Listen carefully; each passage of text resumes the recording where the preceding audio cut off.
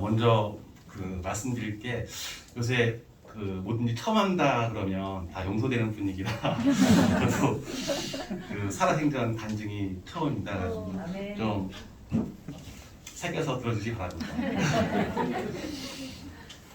교회 창립 3주년인 뜻깊은 날 간증을 하게 되어 감사한 마음과 부담감을 가지고 간증을 준비하였습니다. 저는 초등학교 6학년 강북에서 강남으로 전학 올 때 전 은사님의 소개로 처음 교회를 다니기 시작하여 중학생일 때까지 열심히 다녔고, 그 이후로 다니던 교회가 멀리 이전한 관계로 자연스럽게 교회를 다니지 않게 되었습니다.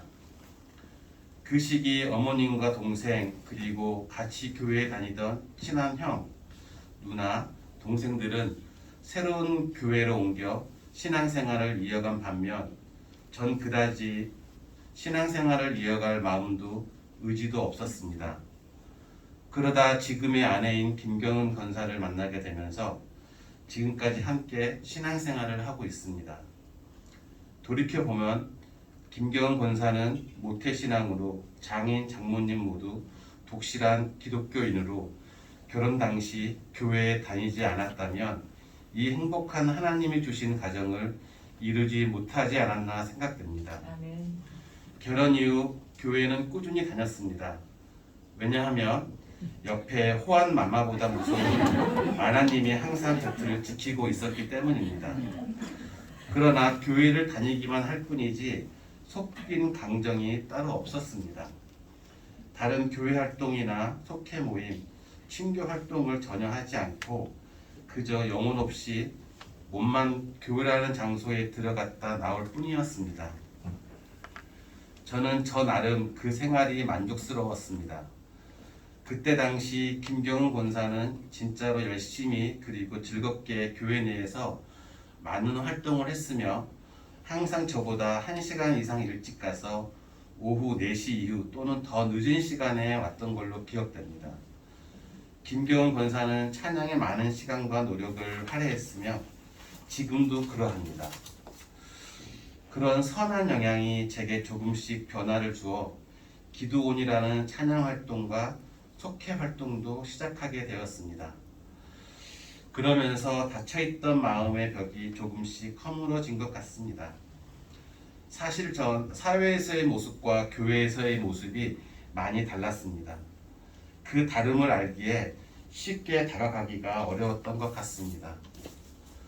사회에서의 저는 적극적이고 활달하고 사람을 많이 좋아하고 어울리기도 좋아합니다. 하지만 교회에서는 그 반대로 생활했고 적응되어 그리 불편하지도 않았습니다. 이러한 제가 조금씩 변화할 수 있도록 두 눈 크게 뜨고 지켜봐준 김경훈 권사에게 처음으로 고맙다는 말을 전하고 싶습니다. 전 아직도 많이 부족하고 이중적인 삶을 살고 있습니다. 그러나 전 제 자신이 전과 비교했을 때 많이 바뀌고 있다는 걸 알고 있습니다. 또한 성경을 읽으며 그 안에서 하나님의 말씀을 가슴으로 이해하고 찬양 가운데 드리는 예배에 감사하고 있습니다. 끝으로 허준희 교수님의 졸업식 축사를 일부 인용하고 마치도록 하겠습니다. 우리가 80년을 산다고 가정하면 약 3만일을 산다고 합니다. 혹시 그중 며칠을 기억하고 있는지 세어본 적 있으신지요? 쉼없이 들이쉬고 내쉬는 우리가 오랫동안 잡고 있는 날들은 3만의 아주 일부입니다. 먼 옛날에 나와 지금 여기에 나와 먼 훗날에 나라는 세 명의 완벽히 낯선 사람들을 이런 날들이 이어주고 있습니다. 오늘 교회 창립 3주년 예배일이 그러한 날들 중에 하나이며 그런 하루를 하늘시학교회 목사님을 포함하여 교우분들과 공유할 수 있어서 무척 기쁩니다. 감사합니다.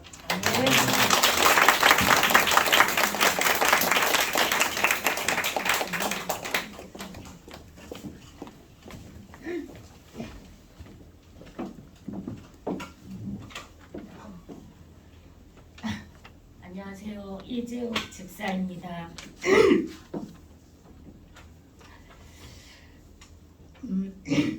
이승기 집사님과 마찬가지로 저도 여러 사람 앞에서 얘기하는 걸 너무 쑥스러워하고 부담감이 너무 됐지만 네, 목사님께서 교회 창립 3주년 예배 때 간증을 하라고 하셔서 어찌해야 할지 당황스럽고 부담이 많이 되었습니다. 왜냐하면 저는 많은 사람들 앞에서 말을 잘 못하고 또 한쪽 성대가 제 역할을 못해 목소리에 자신이 없기 때문입니다. 갑상선 수술 후유증으로 한쪽 성대가 마비가 왔었거든요. 성대 보건술로 조금 나아졌지만 조금만 말을 많이 하면 금방 목소리가 쉬거납니다.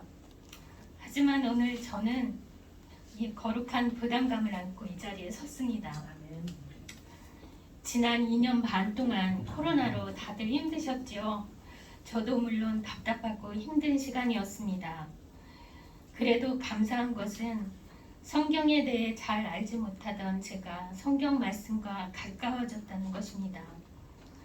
처음 시작은 우리 속회원들이 바울 서신 중에서 하나씩 선택해서 녹음을 하는 기회가 있었습니다. 근데 제가 맡은 부분이 골로새서였는데 그 골로새서를 직접 녹음하면서부터였던 것 같습니다. 목소리에 자신이 없던 저에게는 쉽지 않았지만 여러 번 반복해서 녹음했고 다행히 비대면 수업으로 집에 머물러 있던 저의 아들이 이렇게 짧게 녹음된 것을 편집해서 하나로 이어주었어요. 그런데 골로새서에 등장하는 도시들 히에라볼리, 라오디게아 이름이 낯설고 발음하기도 너무 어려웠고 도대체 어디쯤에 있는 도시들인지 궁금해졌습니다. 그래서 지도도 찾아보고 하면서 바울 사도에 대해 공부하게 되었는데 그게 바로 사도행전이었어요. 예수님을 만난 후 변화된 사도 바울의 행적들을 지도를 찾아보며 1차, 2차, 3차 전도 여행지들을 저도 따라가 봤습니다. 그 여정들이 눈앞에 펼쳐지는 것 같았어요. 가슴이 벅참을 느꼈고요. 이렇게 뭔가를 혼자서 집중해서 공부해 본 기억이 학창시절 이후 거의 없었기에 제 자신에게 놀랍기도 했습니다. 그 뒤로는 성경 말씀이 더 알고 싶어졌고 성경 구절을 읽고 묵상하는 시간이 주님을 만나는 시간이 되었습니다. 코로나로 잠시 쉬었던 성경 공부반이 다시 개강한다고 했을 때 기뻤고요. 우리 민한식 목사님 수요 예배 시간에서 자세히 잘 설명해 주십니다. 매일은 아니지만 새벽 예배에도 도전하게 되었습니다. 전교인 성경 읽기도 아직까지 잘 따라 읽고 있고요. 이번에는 성경 일독을 꼭 한번 해보고 싶습니다. 저를 하늘시학교회로 인도해 주신 주님께 감사드리면서 이상으로 지금까지 제 얘기 들어주셔서 감사합니다. 아멘.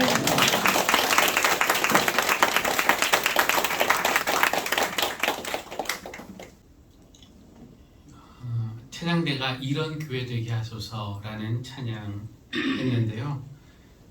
교회를 향한 우리의 마음이 담긴 그 가사에 찬양해 주셔서 감사하고 하나님께서 이 찬양을 우리의 기도로 받아주셨을 줄로 믿습니다.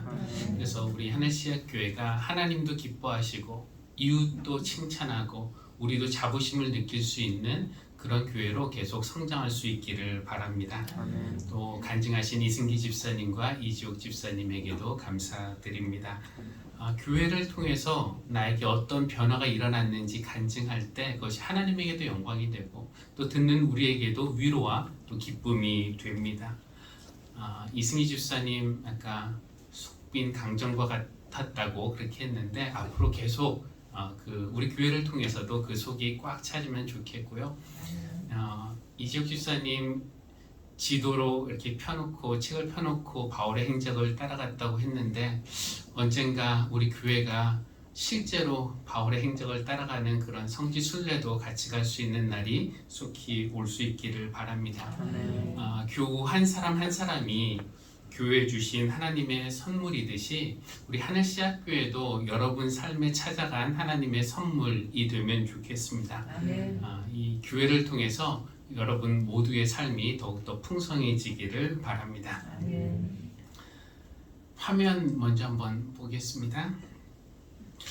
베드로가 죽을 때 십자가에 거꾸로 매달려서 처형된 것으로 알려져 있습니다. 원래는 그냥 십자가형이었는데 내가 주님과 같은 자세로 죽을 자격이 없다라고 생각한 베드로는 자기를 거꾸로 매달아 달라고 그렇게 요청했다고 합니다. 그래서 여러분 그림에 보시는 것처럼 머리는 땅을 향하고 다리는 하늘을 향하는 그런 자세로 죽음을 맞이했습니다. 이 그림은 미켈란젤로가 그린 십자가, 베드로의 십자가 처형이고요. 베드로와 형제인 안드레는 오른쪽에 보시는 것처럼 여러 민족에게 복음을 전하다가 역시 순교했는데 X자 모양의 십자가에서 처형된 것으로 알려져 있습니다. 그래서 이 X자 모양의 십자가를 안드레의 십자가라고 부르기도 하는데 그러니까 베드로와 안드레 형제 모두 예수 믿고 예수 따르다가 예수님과 똑같은 십자가 죽음을 당한 것입니다. 다음 화면 보면은 왼쪽은 야고보인데요. 야고보는 비록 십자가 처형을 당하지는 않았습니다만 그의 죽음 또한 비참하기는 마찬가지였어요. 사도행전 12장에 그의 순교가 기록되어 있는데 헤롯 아그리빠가 유대의 분봉왕으로 임명되자마자 유대인들의 환심을 사기 위해서 기독교인들을 박해하기 시작했는데 그때 가장 먼저 참수형을 당했던 사람이 바로 야고보, 예수님의 제자 세베대의 아들 야고보였습니다. 그리고 야고보와 형제인 요한은 다른 제자들처럼 끔찍한 추혈을 맞지는 않았습니다. 요한은 예수님의 제자들 중에서 유일하게 늙어서 죽은 사람으로 알려져 있습니다. 그렇다고 그의 삶에 어려움이 없었던 것은 아니에요. 예수를 전하다가 끓는 기름 솥에 던져질 뻔한 그런 위기도 있었는데 가까스로 살아남았다는 이야기가 전해져 내려옵니다. 그냥 베드로와 안드레 형제, 야고보와 요한 형제, 이들이 예수님을 따르는 결과가 이렇게 고통스럽게 죽는 것임을 미리 알았더라면은 예수님을 처음 만났던 그날 우리가 오늘 성경에서 읽은 것처럼 모든 것을 뒤로하고 곧 예수를 따라갔었을까요? 이들이 죽던 날 예수님을 처음 만났던 그 갈릴리 바닷가를 회상하면서 내 인생에서 그 사람만 만나지 않았더라면 이렇게 죽을 일 없는 건데 하면서 후회했을까요? 아니면은 그렇게 죽는 순간에도 예수님을 만나서 내 인생 행복했습니다 라며 감사했을까요? 예수님을 처음 만났던 그날 베드로와 안드레는 늘 하던 대로 갈릴리 호수에서 물고기를 잡고 있었습니다. 어부가 그들의 직업이었어요. 그런데 예수라는 사람이 나타나서 자신의 이름을 부르는 겁니다. 베드로야, 안드레야. 그러면서 단도직입적으로 말씀하세요. 막 돌려서 이런저런 말 하지 않으시고 단도직입적으로 나를 따라오너라. 내가 너희를 사람을 낚는 어부가 되게 하겠다. 근데 상식적인 사람이라면 이럴 때 어떻게 반응해야 될까요? 뭘 좀 알아보고 또 물어볼 건 물어보고 생각해보고 결정을 해야 되지 않습니까? 그런데 놀랍게도 이 어부들은 곧 그물을 내려놓고 예수님을 따라갔다는 거예요. 고민한 흔적이 보이지 않습니다. 지체하지 않았고 머뭇거리지 않았습니다. 최소한 우리 같으면 누구십니까? 어디로 가는데 따라오라고 하십니까? 물어볼 법도 한데 말이죠. 아니면은 저 그물을 던져놨으니까 이번 것까지만 잡고 갈게요 라고 말한다든지, 지금 가면은 이 잡아놓은 고기 다 썩는데 이거 어디다 보관하고 갈게요 라든지. 근데 그렇게 말하지 않고 그들은 곧 예수를 따라갔습니다. 예수님께서 이번에는 그들을 데리고 조금 가시다가 야고보와 요한, 이들도 형제인데요, 세베대의 두 아들들을 만나게 되었습니다. 그들은 아버지와 함께 배에서 또 다른 일꾼들과 그물을 깃고 있었는데요, 주님은 그들의 이름도 부르셨습니다. 야고보야, 안드레, 요한아, 나를 따라오너라. 우리라면 어떻게 했을까요? 먼저 좀 생각을 했겠죠. 불렀으면은 우리가 동시에 형제가 동시에 집을 떠나면은 아버지가 이 일을 혼자 하기 버거우실 텐데 우리가 좀 생각할 수 있도록, 기도하고 생각할 수 있도록 시간을 좀 주십시오 라고 했을 겁니다. 그런데 놀랍게도 야고보와 요한도 곧 예수를 따라갔습니다. 고민하지 않았고 지체하지 않았고 주저하지 않았습니다. 이 네 명의 어부 베드로와 안드레, 야고보와 요한은 도대체 무슨 생각으로 그렇게 따라갔던 걸까요? 사람들이 왜 이렇게 즉흥적입니까? 도대체 예수라는 사람의 무엇을 보고 지금의 직업과 가족을 뒤로하고 당장 예수님을 따라간다고 한 것일까요? 예수님이 월급을 많이 주겠다고 제안이라도 하셨습니까? 사대보험과 노후대책 보장해 주겠다고 장담이라도 하셨습니까? 따라오라고 했는데 어디로 간다고 말씀이라도 하셨습니까? 아니에요. 무모한 사람들 같으니 라고 우리는 생각합니다. 사람이 말이야 좀 신중해야지 어떻게 그렇게 성급하게 중요한 결정을 내리느냐. 그 사람이 같이 가자고 하는 그 사람이 믿을 만한 사람인지, 사람을 낚는다고 하는데 그 일이 먹고 살 만한 일인지 위험한 일은 아닌지 좀 알아보고 따라가더라도 가야지 하면서 우리는 그들의 성급한 결정에 혀를 찰 것입니다. 베드로와 안드레, 야고보와 요한이 제대로 생각을 하고 따라갔는지 저는 좀 의심스러워요. 그들이 내린 결정의 의미를 이들이 이해는 했을까요? 저는 그들이 잘 몰랐던 것 같아요. 아니면 뭔가를 잘못 알고 예수님을 따라간 것 같습니다. 그렇지 않다면 왜 예수님이 나중에 십자가의 길을 가야 된다라고 말씀하셨을 때 베드로가 안 된다면서 필사적으로 말렸겠습니까?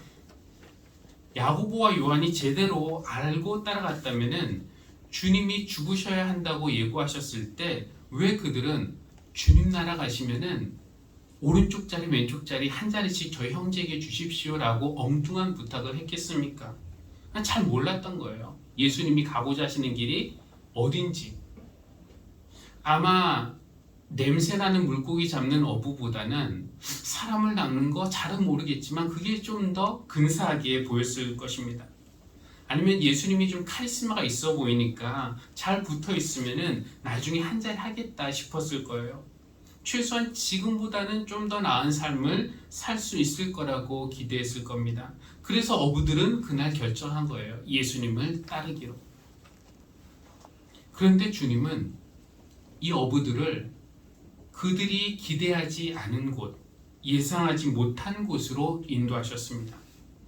어부들은 아마 예수님을 따라가면 좀 더 나은 부류의 사람들과 어울릴 것이라고 예상했겠지만 예수님이 그들을 데리고 간 곳은 세리, 창녀, 죄인들처럼 소외당하고 무시당하고 가난하고 아프고 더럽고 욕먹는 사람들이 있는 곳, 그곳으로 인도하셨어요.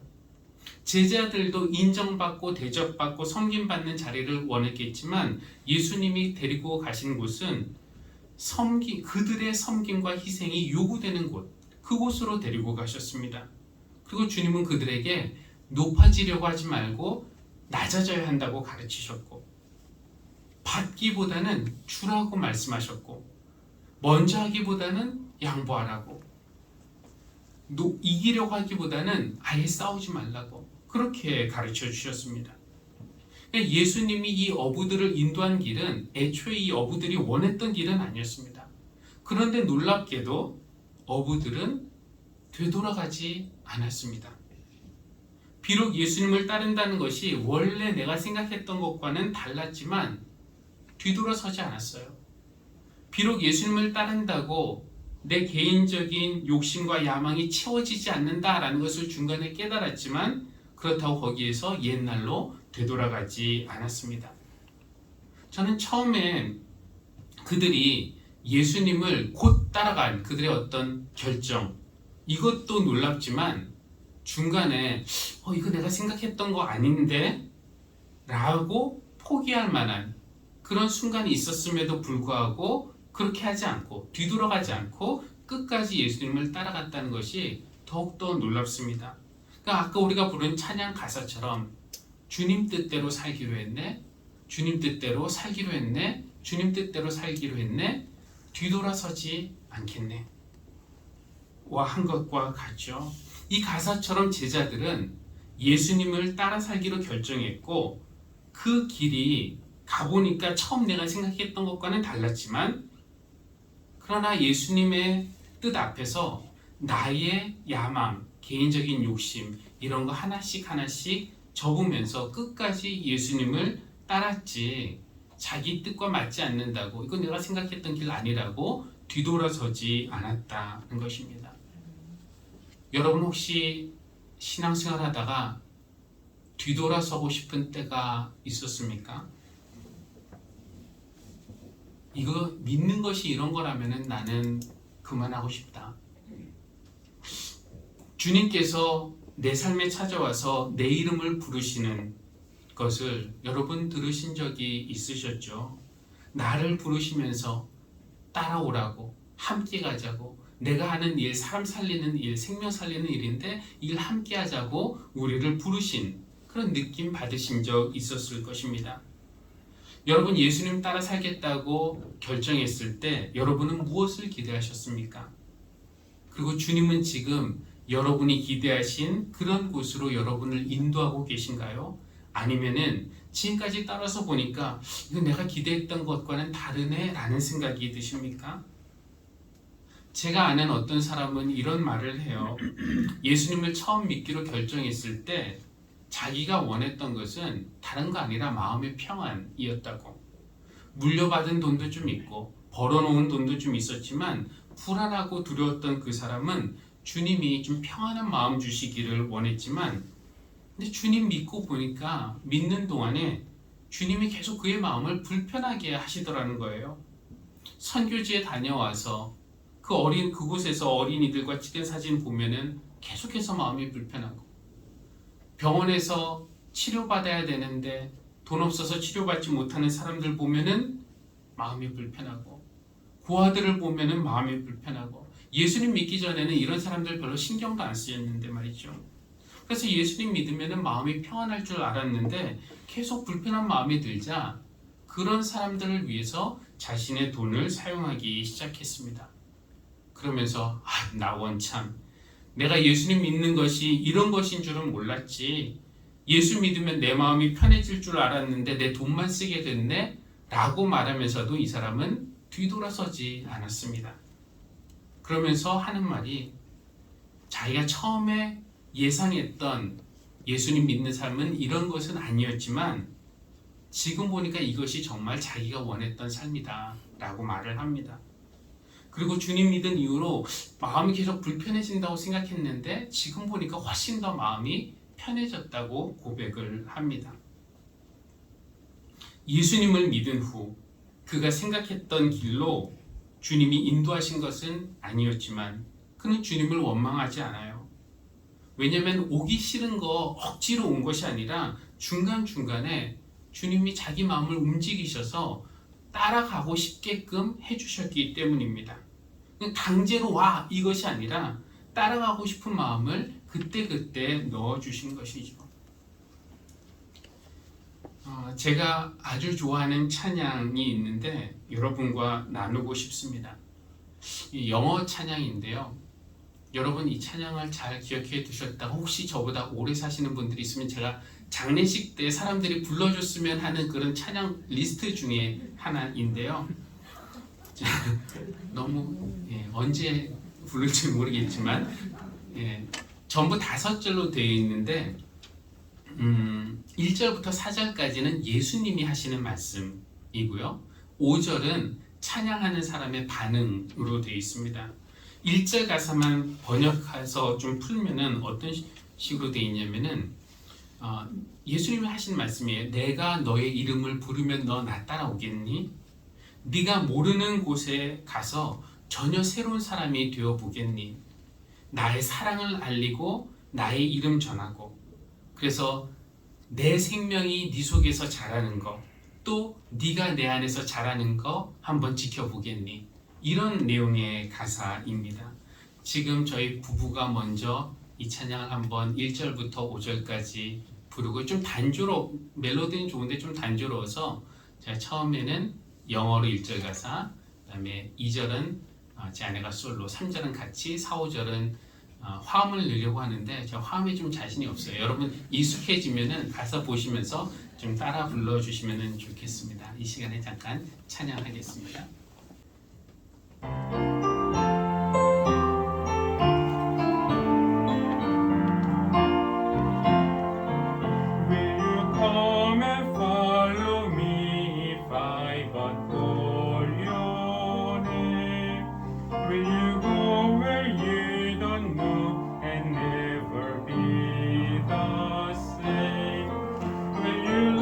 My love be shown, will you let my name be known?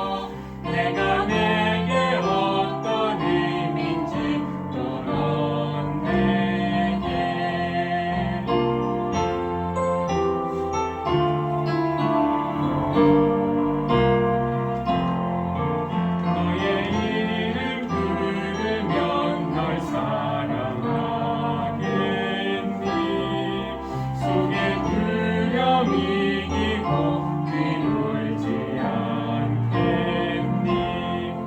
세상을 바꿔버려 믿음 갖지 않겠니. 내 안에 나를 통해 또 나는 널 통해 주님 제 이름 부르시니 듣습니다. 주님 따라가서 뒤돌지 않습니다. 주님 발자취 따라 어디든지 갑니다. 나는 주님 안에 자라고 주의 안에. 베드로와 안드레, 야고보와 요한을 생각해 봅니다. 그들이 죽는 날, 아까 우리가 본 그런 그림으로 죽었을 텐데 예수님을 처음 만났던 그 갈릴리 바닷가를 떠올렸을 겁니다. 조그만 동네, 조용한 바닷가에서 열심히 일하고 소박하게 살던 그날, 그 평화로운 오후, 죽는 순간 내가 그날 예수라는 사람만 만나지 않았더라면 이런 죽음 당하지 않을 텐데 그렇게 후회하지는 않았을 것 같아요. 대신 죽는 순간에도 그래, 오늘은 내 사랑하는 주님을 하늘나라에서 다시 만나는 날, 주님과 함께 사는 영원한 생명의 첫날이다 라고 생각했을 것 같아요. 나를 따라오너라, 여러분의 이름을 부르시면서 여러분을 부르시는 그 주님의 음성을 들으시기 원합니다. 우리가 3년 전 함께 그 음성을 들었고 지금까지 주님과 함께 또 여러 교우가 믿음의 손잡고 그 길을 걷고 있습니다. 비록 주님이 이끄시는 길이 내 처음 생각과는 달라도 우리가 뒤돌아서지 않고 정말 우리가 하늘나라 들어가는 그날까지 함께 이 길을 걷는 하늘씨앗 교회가 되면 좋겠습니다.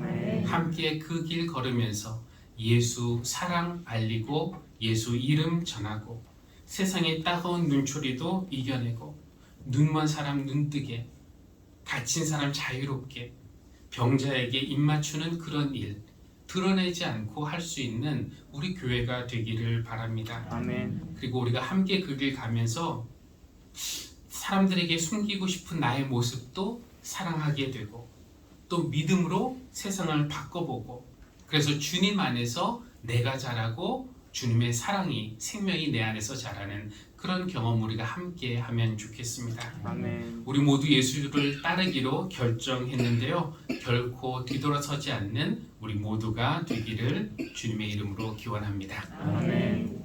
주님, 우리 이름을 부르시며 주님의 일에 우리를 초대해 주시니 감사합니다.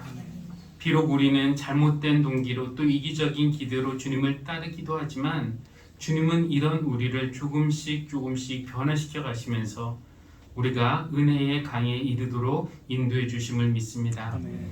주님 인도하시는 곳이 내 생각했던 것과 다르다고 뒤돌아서는 사람 되지 않게 하시고 끝까지 주님과 동행하며 주님의 은혜로 변화되는 우리가 되게 하여 주십시오. 아멘. 지난 3년 동안 우리가 한 걸음 한 걸음 갈 수 있도록 인도하여 여기까지 오게 하신 에베네셀의 하나님, 앞으로도 우리에게 맡겨주신 일 잘 감당하는 신실한 교회 되게 하여 주십시오. 아멘. 그래서 주님이 우리 안에서 자라는 것, 또 우리가 주님 안에서 자라는 것을 경험하는 은혜 누리게 하여 주시기를 기도합니다. 아멘. 그런 마음으로 오늘의 예물을 드립니다. 이 예물이 주님의 일에 합당하게 사용되게 하시고 드린 손길, 그 마음 하나님께서 기쁘게 받으시고 그 위에 크신 은혜 부어주실 줄 믿습니다. 아멘. 예수님의 이름으로 기도합니다. 아멘.